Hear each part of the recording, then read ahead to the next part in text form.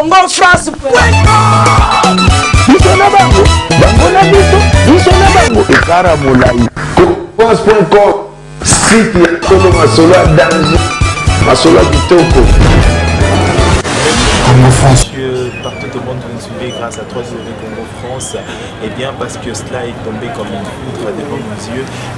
Cette vidéo qui nous a dérangé certainement à travers le net. Et aujourd'hui, nous nous sommes donné vraiment la peine de parler avec l'un de nos porte-parole de Koffi Olomide, Koffi Central. Et bien, Songé Ambeli Biboussou et Amundiki, le vieux Poitras. Et bien, il s'agit de Merveille Rambo. Je m'en vais d'abord dire bonjour Merveille. Bonjour mon frère Raphaël Waloukonko. Donc je dis bonjour à tous les téléspectateurs. Là particulièrement je vois les Koffi Fil, Koffi Het, les amoureux de la bonne musique, tous ceux qui aiment Koffi Olomide, ainsi que le grand quartier latin, donc la reine star, la plus belle voix de la famille de Jamaïque, Cindy Lecker, et tous les artistes du quartier latin. Donc bonjour à tous les téléspectateurs. Alors, Merveille Rambo, et quoi il y a moi qui ai mis sur le bateau, comment on a cette vidéo où Koffi Olomide voulait agresser une de danseuses. Finalement, il y a une ligne d'abord pour que Komatina Pongwana. Tout d'abord, je dirais c'est l'intention.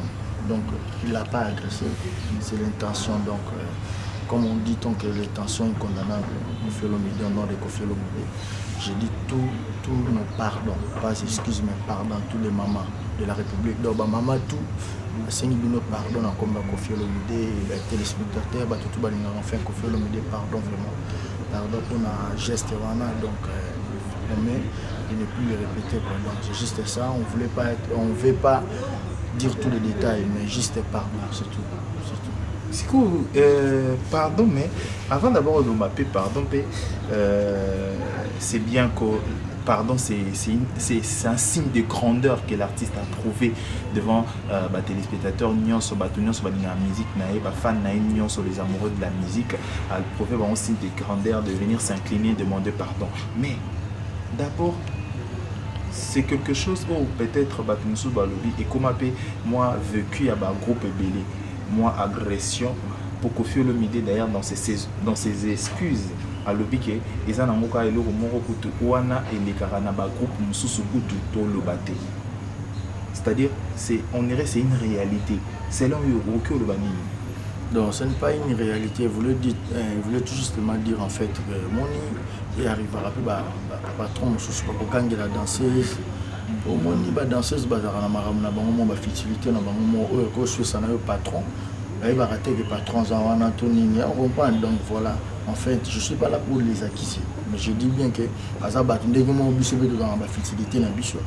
Donc il arrivera le patron de l'orchestre, mais Koffi Olomide, peut-être ce n'était pas l'endroit où Koffi Olomide pouvait faire ses gestes. Ce n'est pas ni le moment. Donc voilà pourquoi ce n'est pas pardon et de ne plus les répéter, même en coulisses, même ou quoi que ce soit. Donc voilà, c'est juste ça. Donc ils ont acquis d'une manière parce que ils ont confirmé que ça la geste vraiment ils ont battu monsieur Bassalon mais peut-être Bassalon en public en cachette mais Koffi Siko ils ont subitement Aza un exemple moi il s'allie bon passe exemple donc voilà c'est la raison pour laquelle il s'excuse il dit pardon à toutes les mamans à toutes les fans de la belle musique. Par là je vois Anaïs la beauté.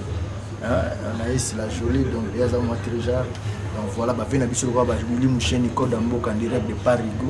La maman Rita Moucheni, la Moussanité, Hervé Lentiele, Rodolphe Tumba, Angélou Central, Sandra Kazadiki, ça c'est tout.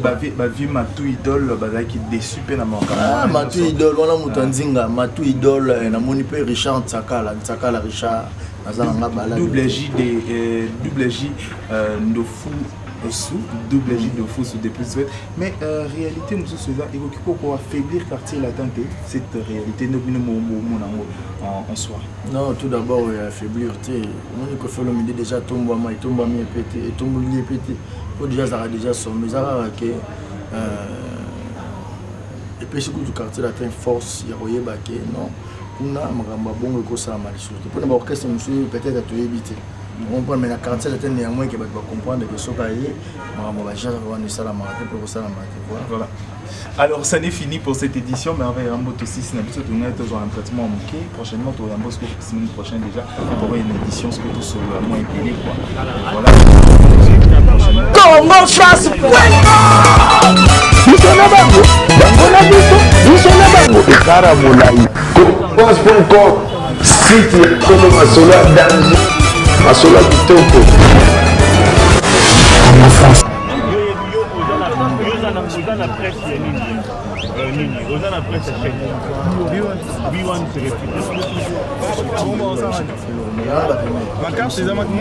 je pense que dans les prochains jours, je dis le fait que nous restons dans Kenya. Donc voilà, parce que si comme merveille balobi, il paraîtrait que le Kamouya on va menacer les danseuses et ça ma Kamouya balobi la meilleure chanteuse Cindy les cœurs. Je ne pense pas, parce que moi aussi j'avais pas eu l'occasion au Kenya. Donc dans un des tribunaux, j'avais rumeur, mais moi je ne pense pas. Moi Congo baloba on a vraiment pas gravé ma Kamouya.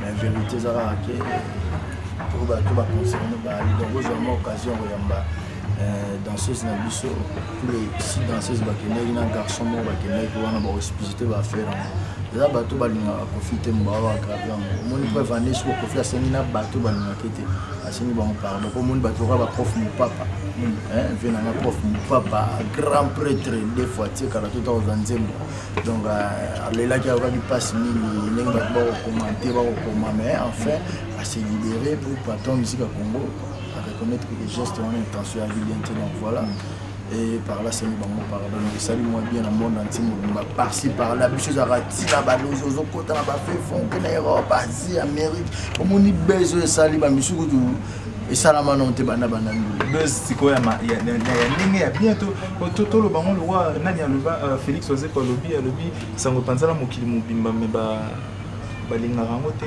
pour voir les abus dans le bien ou dans le mal. Non, si balingaka grand peu quoi le cas de moi il sera musicien ni aza aimé pour le confiance parce que pas venir mon que bato qui passe on a geste on pour bon balingaka ndé profil donc voilà dans mon le profil pas signé pardon pour mon passons pardon c'est une pouvoir qui libère pardon nous te libérera et par là il faut le milieu se sent libéré moi c'est ni pardon nous a et au moins voilà donc voilà quoi donc ils ont tout été que bana so bandé qui fait pour faire reconnaître que gestes à reconnaître des gestes on a dit donc c'est mis pardon donc voilà. Alors Merveille Rambo aussi ici que actualité à Koffi Olomide et d'autres informations qu'on livrait déjà à d'autres personnes parce que il paraîtrait Mikolo Ndo les a annoncés pour redorer un peu l'image aussi il y a quartier latin en attendant 30 ans il y a quartier latin. Non bah tu vas dire là on est surprise dans ma casse il dit beaucoup faire ça les maman maman ils ont des cas ils m'ont méga monstré donc ils ont des gars donc yembeli ma maman jusqu'au cadeau on se disant il y a on a afrobeat a yembeli jusqu'au maman c'est maman par ils ont des gars là c'est de maman qui va aussi la commune nayebi que nous tapé ça moi si valeur pour la confiance beaucoup à Zalati donc c'est Koffi Olomide qui a adoré la femme jusqu'à la minute de la qui donc maman va aux arabes aujourd'hui c'est ma maman bientôt donc maman a une chanson éducative en plus avec Papoum donc c'est pour Rosalie merveilleux donc on s'appelle ça bientôt. D'accord. Alors, profitant de cette occasion pour saluer Kabs Kabassé et Mokondi Aero depuis la France. Je pense à toi, la Katangaise la plus sublime, depuis Australie, Sheda, la Katangaise Tamboué. Pourquoi pas saluer, on t'appelle San et Sarah Katumbi depuis les États-Unis d'Amérique, à tout le Raphaélois et Raphaéloises, Botika a toujours en unité et surtout amour et harmonie pour que tous aient toujours bien. Alors tous ici, quelques citations. Je dirais programme qui va baser là sous dans la production à l'imam Chalamon on connaît samedi temple de Superstar Saint James Hall dans ma vacances quand on était dans Achita Sim le mot pour se faire ça donc va retenir les pour plus de contacts basé en chez nous comme bien vient à Bishop Toro le président Sandra Gazadi bien là va contacter là on a plus de 43 99 72 77 467 donc pour bien en finir je salue déjà le silencieux boss Malou Jean-Jacques Montana là rebelle pas cabane trop donc on a été vu dans la solo la dégâts napesi mpe mbote na grand prêtre le prêtre Abel Ntsele prof mon papa ve na ngai nabosani te frère na ngai Zola de la Cruz napesi mbote